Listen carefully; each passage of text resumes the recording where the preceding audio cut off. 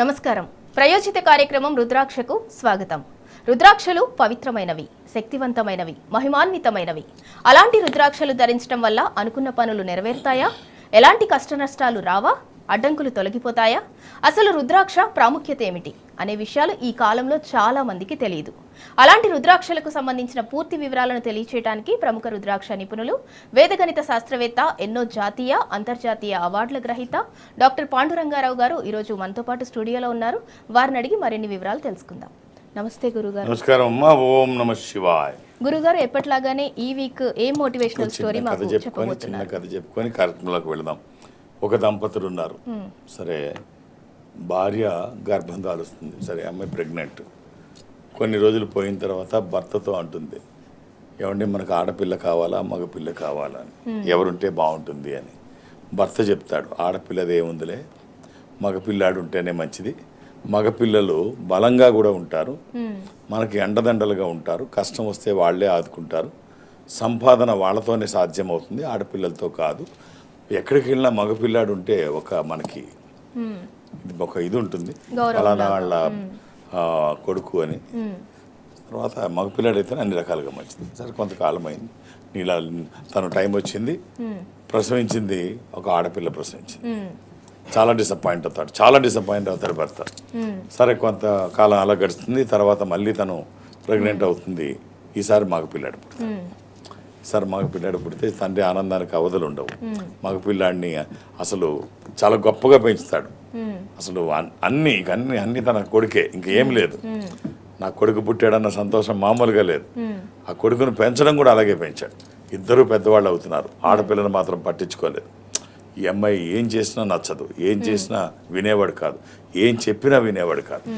ఇలాగే పెరుగుతుంటే అమ్మాయి స్కూల్లో వేయలేదు, ఆ అమ్మాయిని పట్టించుకునేవాడు కాదు, వేసిన స్కూల్లో కూడా ఫీజులు కట్టేవాడు కాదు. అమ్మాయి అలాగే చదువుకుంటుంది. వీడు మాత్రం పెద్ద అవుతున్నాడు, జులాయిగా తయారవుతున్నాడు, లేనిపోయిన అలవాట్లన్నీ అబ్బుతున్నాయి. అయినా కొడుకు అంటే ఇష్టం కదా. సరే, ఈ బాధలన్నీ తట్టుకోలేక కూతురు ఇంట్లోంచి వెళ్ళిపోతుంది. బయటకు వెళ్ళిపోతే అయినా కూడా పట్టించుకోడు. కొడుకు పెద్దవాడు అవుతాడు. పెద్దవాడయి లేనిపోయిన అలవాట్లు అన్నిటికీ బానిసయ్యి ఉన్న డబ్బులన్నీ పాడు చేసి, ఆస్తులన్నీ అమ్మి, తల్లిదండ్రులిద్దరిని బయటకు గంటేసి, ఆ ఇల్లు కూడా అమ్మేసి రోడ్డు మీదకి వచ్చేస్తాడు.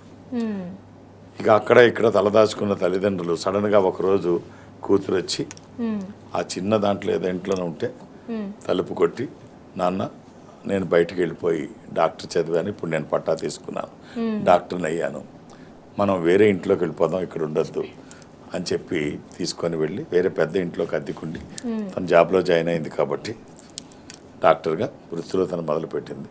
ఈ కొడుకు మాత్రం ఎందుకు పనికి రాకుండా. అంటే ఈ కథ మనకి ఏం చెప్తుంది అంటే, ఈ పిల్లల మధ్య ఈ వ్యత్యాసాన్ని తగ్గించండి.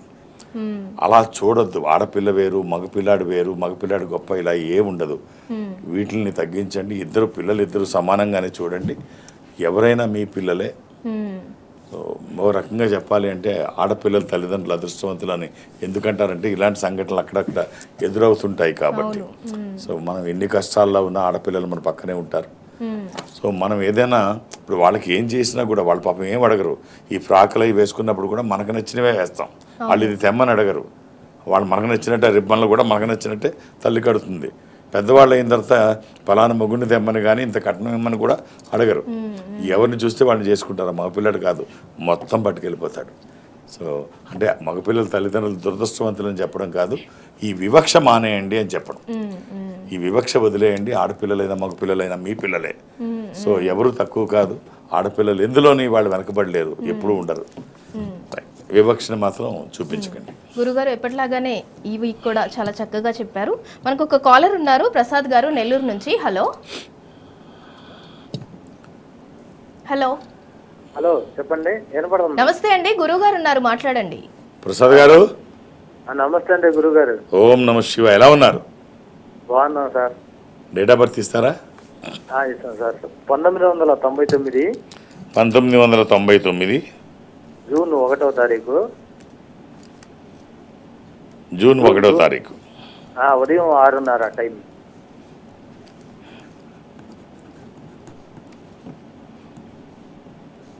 ఉదయం 6:30. అవునండి, మంగళవారం నాడు ఉదయం. అవును సార్. ఎవరిది ఇది? మా అబ్బాయి సార్. ఇది పాడ్యమి కృష్ణపక్షము పౌర్ణమి తర్వాత రోజు. ఇది మకర రాశి. ఈ అబ్బాయి ఎక్కడున్నాడండి? విదేశాలకు వెళ్ళే అవకాశం అయితే చాలా ఉంది. లేదు సార్, ఇక్కడే ఉన్నాడు. ఎంతమంది పిల్లలు మీకు? ఇద్దరు సార్, ఇద్దరు మగపిల్లలు. ఇంకొకళ్ళు ఎవరు? ఒక అబ్బాయి, చిన్న అబ్బాయి. తనేం చదువుతున్నాడండి? అతను బీటెక్ అయిపోయింది సార్, ఉద్యోగం హైదరాబాద్ లోనే ఉన్నాడు. బీటెక్ అయిపోయింది. అయిపోయింది ఇది ఉద్యోగం. పెద్ద అబ్బాయి. ఇది పెద్ద అబ్బాయి. ఇతని జాతకం కూడా చాలా బాగుందండి. ఒక్క రుద్రాక్ష చెప్తాను, వీలైతే వేయండి. విదేశాలకు వెళ్ళే అవకాశం అయితే చాలా ఎక్కువ ఉంది. ఈ అబ్బాయికి మీరు ఇవ్వాల్సిన రుద్రాక్ష త్రయోదశముఖి రుద్రాక్ష. 13 ముఖములు కలిగిన ఈ రుద్రాక్ష ఇంద్ర రుద్రాక్ష, రూలింగ్ రుద్రాక్ష, కమాండింగ్ రుద్రాక్ష. అనుకున్నది సాధించడానికి, సంకల్పం సిద్ధించడానికి, కోర్కెల సాఫల్యం కోసం జాతకపరంగా అవసరమైంది కూడా త్రయోదశి. అది కుదరకపోతే ద్వాదశి, 12 ముఖాలు. ఈ రెండిట్లో ఏదైనా ఒక్కటి చాలు. All the best. గురుగారు మరో కాలర్ ఉన్నారు, శంకర్ గారు వరంగల్ నుంచి. హలో, నమస్తే అండి. గురుగారు ఉన్నారు, మాట్లాడండి. శంకర్ గారు, ఓం నమ శివాయ. ఓం నమ శివాయ. ఎలా ఉన్నారు?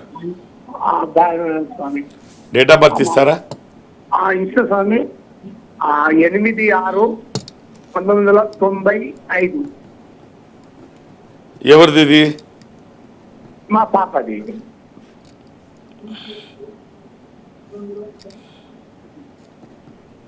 గురువారం పుట్టినట్టు తెలుసా అండి?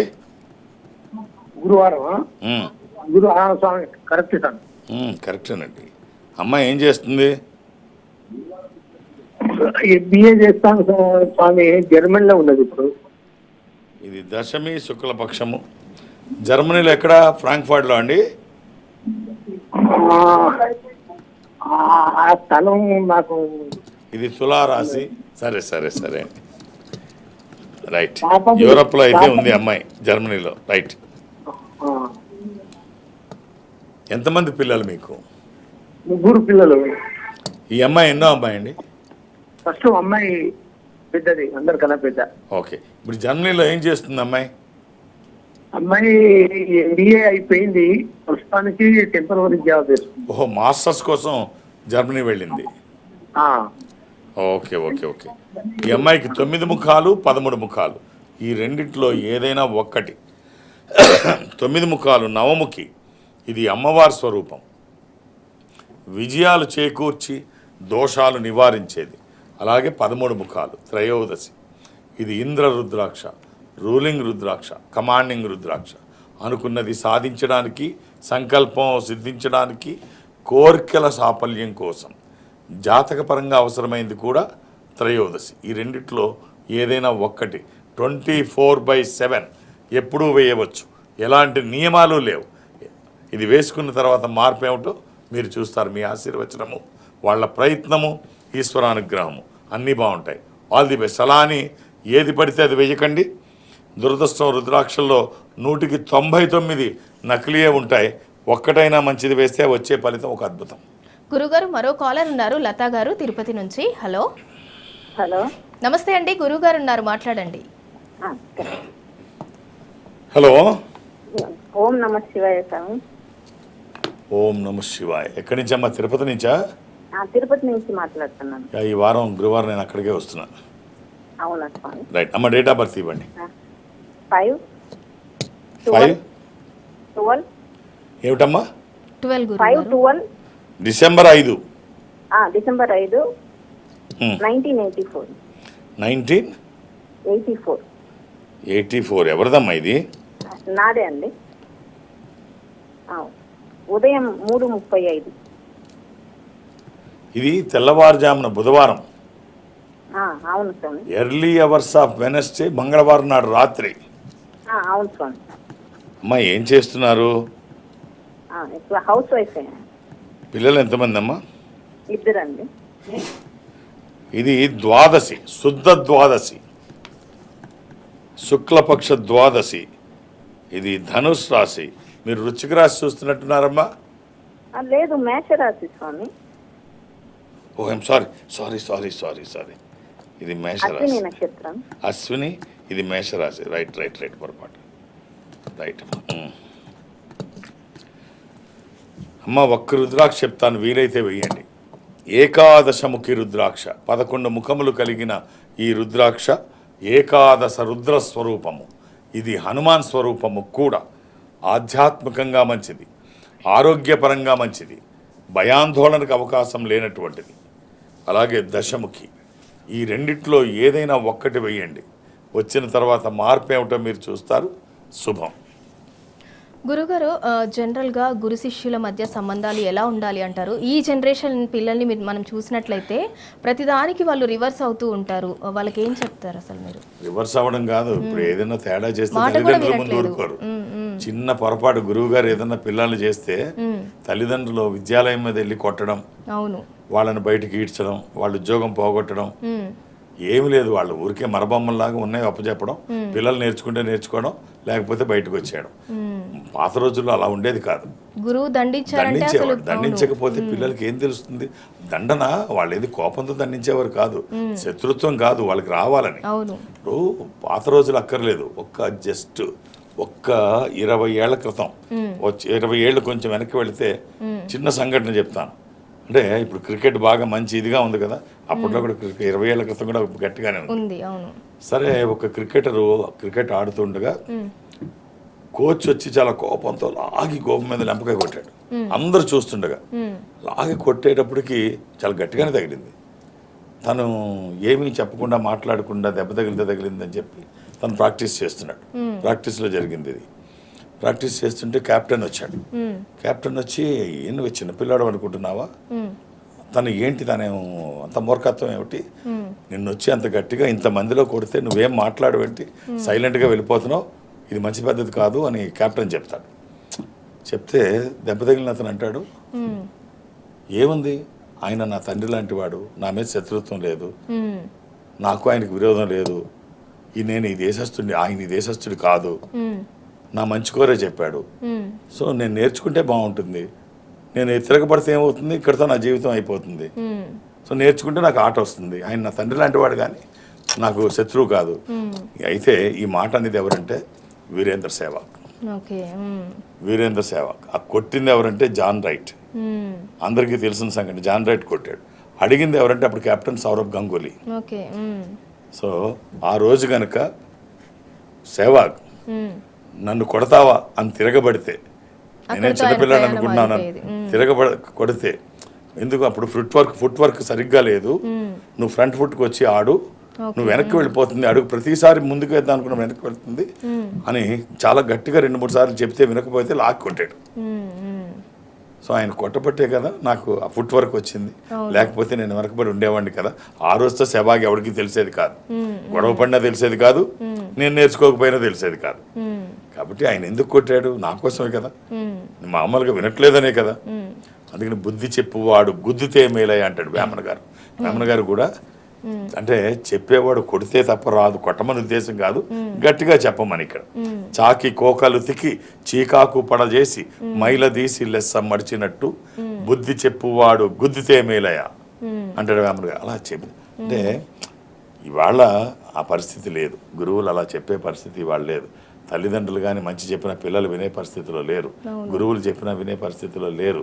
ఇప్పుడు మంచి ఏదన్నా చెబితే చెడుగా, ఇప్పుడు కాశ్మీర్లో తీసుకుంటే పరిస్థితి, ఎప్పుడు కాశ్మీర్లో అక్కడ యాత్రికులు రావడానికి కావలసిన సరంజామా అంతా భారత ప్రభుత్వం చేసింది, అన్ని అంగులు చేసింది, ఆహ్లాదకరమైన వాతావరణం. అక్కడ బాగుంటే ఎవరికి ఫలితం, అక్కడ లోకల్ ఉన్న వాళ్ళకి కాశ్మీరియన్స్కి లాభం. యాత్రికులు వస్తే వాళ్ళ జీవితం బాగుంటుంది, కళకళలు ఆడుతూ ఉంటుంది, అన్ని రకాల వ్యాపారాలు నడుస్తాయి. వీళ్ళు ఏం చేసేవారు, ఇండియాకి వ్యతిరేకంగా అక్కడ వాళ్ళతో రాళ్లు విసిరించడం, సైన్యం మీద రాకుండా జనాల్ని భయపెట్టడం. ఎవరు నష్టపోయారు? ఇవాళ కష్టం వచ్చేసరికి అన్ని రకాలుగా పాకిస్తాన్ సైన్యానికి వాళ్ళు వత్తాసు పాడేవారు. ఇప్పుడు కష్టం వస్తే పాకిస్తాన్ సైన్యమే వాళ్ళ మీద బాంబులు వేస్తుంటే ఇండియన్ ఆర్మీ వెళ్ళి వాళ్ళని రాత్రంతా కాపాడింది. అలాగే మన మీడియా అంతా అక్కడే ఉంది, బంకర్లో కూడా మీడియా దూరి వాళ్ళకి అన్ని రకాల మద్దతు. వాళ్ళు ఎవరైతే గొప్ప అనుకున్నారో వాళ్ళే బాంబులు వేస్తున్నారు. సో ఎవరైతే మంచి మాటలు చెప్పారో వాళ్ళు పనికి రాకుండా పోయారు, వాళ్ళే కాపాడే పరిస్థితి వచ్చింది. కాబట్టి అంటే దేశం అంటే దేశ ప్రధాని, దేశ రాష్ట్రపతి వీళ్ళ తల్లిదండ్రులు లాంటి వాళ్ళు. ఎవరి తల్లి ఎవరి తండ్రి తర్వాత విషయం. వాళ్ళు ఏం చేసినా మంచి చేస్తారు. దేశానికి ఉపయోగపడే పనులు చేయాలి తప్ప దేశంలో ఉండి దేశం పాడైపోయేటట్టు చూడడం, పాఠశాలల్లో ఉండి గురువుల్ని తప్పుపట్టడం, ఇంట్లో ఉండి అమ్మా నాన్నలు తప్పుపట్టడం, ఇవన్నీ తప్పే. ఇవన్నీ ఎప్పుడైతే తెలుసుకుంటారో అప్పుడే సమాజం బాగుంటుంది, కుటుంబం బాగుంటుంది, వ్యక్తులు బాగుంటారు. గురుగారు ఒక కాలర్ ఉన్నారు, హైమావతి గారు. హలో హలో, నమస్తే అండి, గురువు గారు ఉన్నారు, మాట్లాడండి. నమస్తే గురుగారు. ఓం నమ శివాయ. ఎలా ఉన్నారమ్మా? బాగానే ఉన్నాను గురుగారు. మా పిల్లల గురించి కొనుక్కోవడానికి కాల్ చేశాను నేను. అమ్మ డేట్ ఆఫ్ బర్త్ ఎవరిదన్నా ఒకళ్ళది ఇవ్వండి అమ్మా. 27/2016. 17 27 గురుగారు. 27 2 ఫిబ్రవరి ఫిబ్రవరి 2016. 2016. చిన్నపిల్లలు ఏంటమ్మా ఇప్పుడు చిత్త చదివే? నక్షత్రము తులారాశి. ఏంటమ్మా చిత్త నక్షత్రం గురువు గారు. ఏంటి ఇప్పుడు చదివేది ఏమిటి? 5th class. 5వ తరగతి. ఇప్పుడు వీళ్ళకి జాతక పరిశీలన అవసరం అమ్మా చిన్నపిల్లలకి? ఒక రుద్రాక్ష అంటే చెప్తాను. మేము ఒకసారి రుద్రాక్ష పెట్టాము. మంచిదే కదా, అది రుద్రాక్ష వేస్తే ఏ మంచిదే, రుద్రాక్ష వాడితే ఒక రక్షణ మంచిదని కవచంగా కొంచెం. ఉంటుంది. రుద్రాక్ష వేస్తే మంచిదే, మీరు వేశారన్నారు కదా, ఒక రక్షణ కవచంగా ఉంటుంది పిల్లలకి. వ్యతిరేక శక్తులు వాళ్ళ దగ్గరికి రావు, విజయాలు ఎప్పుడు వాళ్ళ పక్కనే ఉంటాయి. ఈశ్వరుడే రుద్రాక్ష రూపంలో గుండెల మీద నడయాడుతూ ఉంటే వ్యతిరేక శక్తులు ఆ దరిదాపులకి రావు, విజయాలు ఎప్పుడు పక్కనే ఉంటాయి. సో ఒక్క రుద్రాక్ష చెప్తాను, వీలైతే వేయండి. అష్టముఖి కానీ త్రిముఖి కానీ. అష్టముఖి ఇది గణపతి స్వరూపము, విఘ్నాలు లేకుండా ముందుకు వెళ్ళడానికి, నిర్విఘ్నంగా అన్ని పనులు చేసుకోవడానికి, కెరీర్ కోసము, ఎడ్యుకేషన్ కోసము. ఇది వాక్కుకి సంబంధించి, నాలెడ్జ్కి సంబంధించి. ఒకవేళ ఇది కుదరకపోతే 3 ముఖాలు అగ్నిస్వరూపం, హెల్త్కి మంచిది. ఆల్ ది బెస్ట్ అండి. రెండిట్లో ఏదన్నా ఒక్కటి వేయండి, శుభం. గురుగారు మరో ఎలాంటి caller ఉన్నారు. నియమాలు లేవు. మరో కాలర్ ఉన్నారు, శ్రీశైలం గారు. Hello hello hello, good morning అండి. గుడ్ మార్నింగ్ అండి, గురువు గారు ఉన్నారు, మాట్లాడండి. ఓం నమ శివాయ అండి. ఓం నమ శివాయ. రైట్, డేట్ ఆఫ్ బర్త్ ఇస్తారా? సరే, 18/4/1992. 18/4 1992. 1992 1992 92 సార్. 92 గురువు గారు. 92 పేరండి? Sir 18 date April 18 April 1992. Sir. మీ పేరు? శ్రీశైలం సార్. శ్రీశైలం గురువు గారు. పొద్దున బ్రేక్ఫాస్ట్ చేశారా? చేశాను గురుగారు. మరి గట్టిగా చెప్పండి. శనివారం పుట్టినట్టు తెలుసా శ్రీశైలం గారు? తెలుసండి, శనివారం. ఏం చేస్తున్నారు? సార్ కంపెనీలో జాబ్ చేస్తున్నాను సార్. ఆ రోజు పున్నమి రోజు అని తెలుసా? పౌర్ణమి. అది తెలియదండి ఆ రోజు పౌర్ణమి అండి. సార్. ఇది కన్యా రాశి. పిల్లలు ఎంతమంది అండి? ఇంకా కాలేదు సార్. పిల్లలు ఇంకా కాలేదు. రైట్. ఒక సప్తముఖి, దశముఖి, ఏకముఖి, ఈ 3 మీ జాతకానికి పర్ఫెక్ట్ యాప్ట్ అండి. కుదిరితే 3 వేయండి, లేకపోతే 1 వేయండి. 7 ముఖాలు లక్ష్మీ స్వరూపము, శని దోషములకి కూడా మంచిది. దశముఖి విష్ణు స్వరూపము, మానసిక ఒత్తిళ్లు తగ్గడానికి, వాస్తు దోషములు పోవడానికి, న్యాయపరమైన చిక్కులు అధిగమించడానికి. ఏకముఖి రుద్రస్వరూపము, అపమృత్యు బాధలు లేకుండా. ఈ 3 కుదరకపోతే 1 వేయండి. 3 కుదిరితే చాలా బాగుంటుంది. ఇంతకుముందు మనం గురు శిష్యుల గురించి చెప్పుకున్నాం. అవును. ఎలా ఉంటుందంటే గురువు గారు శిష్యుడికి ఎప్పుడు మంచిగా కోరుకుంటాడు. మొన్న వైభవ్ క్రికెట్ గురించి మనం మాట్లాడుతున్నాం. అవును. బీహార్కి చెందిన 14 సంవత్సరాల కుర్రాడు వైభవ్ 35 బంతుల్లో సెంచరీ చేశాడు. అందరూ అతన్ని ఆకాశానికి ఎత్తేశారు. అబ్బో అది ఇది ఇది అది. గవాస్కర్ ఒక మాట చెప్పాడు, చాలా బలంగా చెప్పాడు. ఆ పిల్లాడి భవిష్యత్తుని పాడు చేయకండి, అనవసరంగా అతన్ని ఆకాశాన్ని ఎత్తేయకండి, అతనికి ఏమైనా చిట్కాలు చెప్పండి. ఆ ఊరికే అతన్ని నీ అంత వీరుడు సూర్యుడు లేడంటే రేపు ఇది నిజం అనుకొని మళ్ళీ బరిలోకి దిగినప్పుడు అతన్ని టెంప్ట్ చేయడానికి అనుభవం ఉన్న బాలరు షార్ట్ పిచ్ అవుట్ సైడ్ వేస్తాడు, ఇతని టెంప్ట్ అయి ముందుకు వచ్చి కొడతాడు, చేతిలో బాల్ లాగా ఇచ్చేస్తాడు అరటిపండు లాగా అని చెప్పాడు. అలాగే మొదటి బాల్లో జరగలేదు కానీ 2వ బాల్లో అదే జరిగింది. అతను వచ్చిన 2వ మ్యాచ్లో ఫస్ట్ బాల్ కాదు 2వ బాల్లో అలాగే గవాస్కర్ చెప్పినట్టే జరిగింది. అంటే అనుభవం, గురువులు అనుభవంతో చెప్తారు. ఆ గురువుల మాట వింటే, తల్లిదండ్రుల మాట వింటే వాళ్ళు జాగ్రత్త పడే అవకాశం ఉంటుంది. అందుకనే పెద్దవాళ్ళ మాట పెరుగన్నం మూట, చెత్తన్నం మూట అని చెప్తారు. సో గౌరవించండి, పెద్దవాళ్ళ మాటలు తీసి పారేయకండి. వాళ్ళు ఎంతో అనుభవంతో చెప్తారు. మీ వయసు దాటే వాళ్ళు వచ్చారు, మీ ఏజ్ దాటే వాళ్ళ ఏజ్కి వచ్చారు కాబట్టి ఎన్నో చూసుంటారు. కాబట్టి పెద్దవాళ్ళని గౌరవించండి, వాళ్ళు చెప్పినవి వినండి. గురుగారు మరో కాలర్ ఉన్నారు, సంతోష్ గారు వైజాగ్ నుంచి. హలో, నమస్కారం అండి. నమస్తే అండి, గురువు గారు ఉన్నారు, మాట్లాడండి. సంతోష్ గారు, గురుగారు, చాలా సంవత్సరాల తర్వాత మళ్ళీ మీతో మాట్లాడగలుగుతున్నాను సార్. చెప్పండి, ఏం చేస్తున్నారు సంతోష్ గారు? ఇప్పుడు నేను ఇన్సూరెన్స్ సెక్టర్ లో వర్క్ చేస్తున్నానండి. Nice nice. Date of birth ఇస్తారా? 31/05/1991.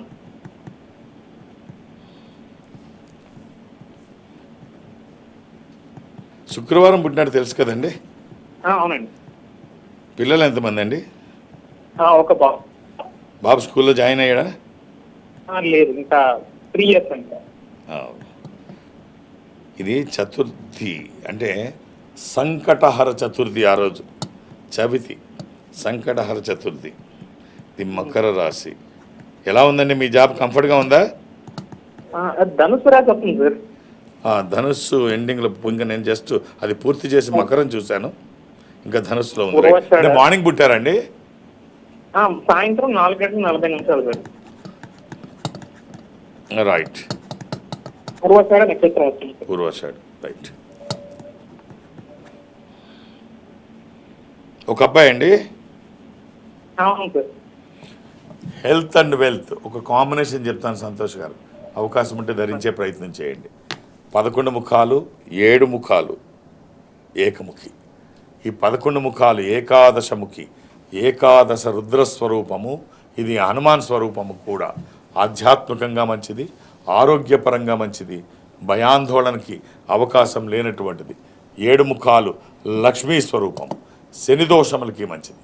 ఏకముఖి రుద్రస్వరూపం, అపమృత్యు బాధలు లేకుండా. ఈ 3 హెల్త్ అండ్ వెల్త్ మంచి చిన్న కాంబినేషన్, బట్ చాలా బాగుంటుంది.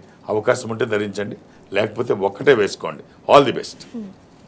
గురుగారు, మీలాంటి పెద్దలతో మాట్లాడినప్పుడు చాలాసార్లు నేను ఎక్కువగా విన్నది, మన ఆలోచనలు ఎట్లా ఉంటే రిజల్ట్ కూడా అలానే వస్తుంది అని అంటారు.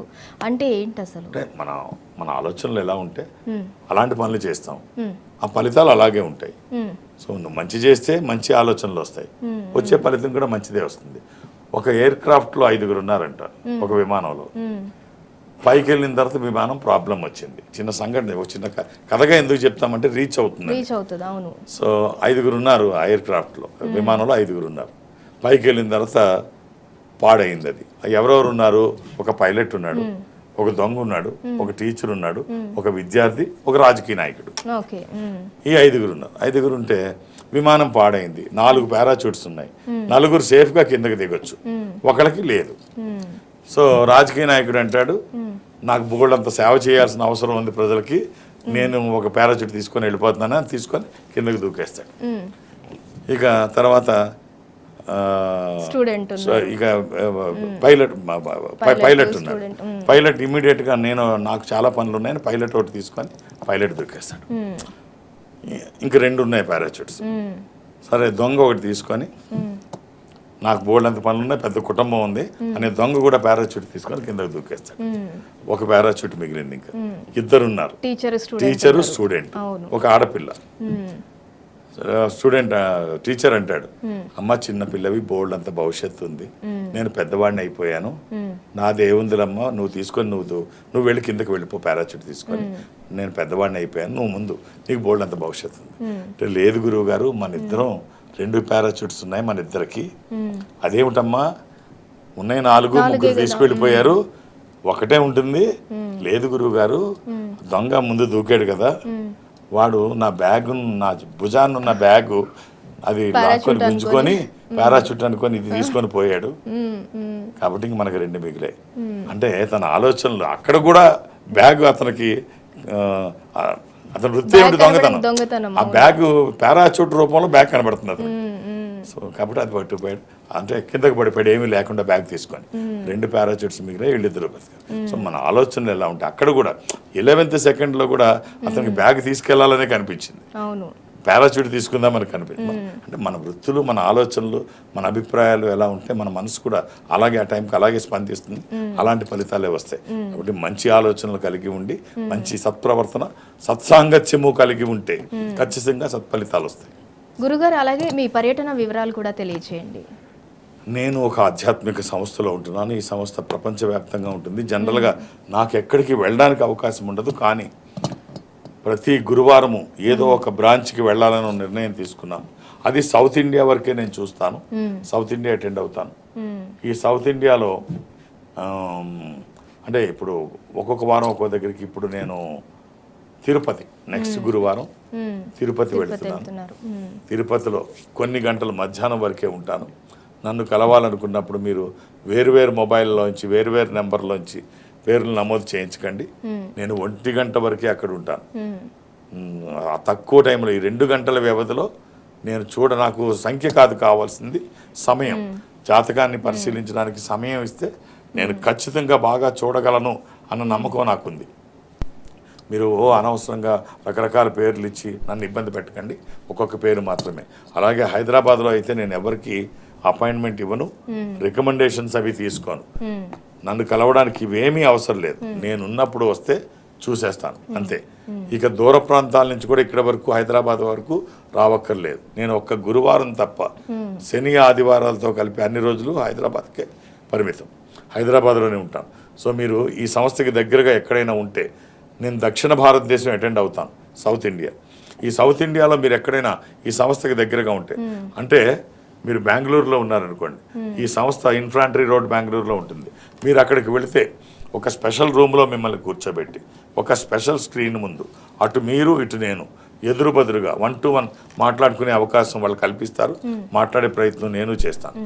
ఆ విధంగా అంటే అది చెన్నై కావచ్చు, బెంగళూరు, విశాఖపట్నం, విజయవాడ, తిరుపతి, రాజమండ్రి, శ్రీశైలం, వేములవాడ, కాళహస్తి, ఏదైనా కానీ మీరు అక్కడికి వెళితే మా వాళ్ళు మాట్లాడించే ప్రయత్నం చేస్తారు. మాట్లాడే ప్రయత్నం నేను చేస్తాను. ఆ విధంగా నన్ను కలిసిన, డైరెక్ట్గా హైదరాబాద్ వచ్చి నన్ను కలిసిన, రేపు తిరుపతిలో నన్ను కలవాలని అనుకున్నా ఒక్కొక్క డేట్ ఆఫ్ బర్త్ ఇవ్వండి.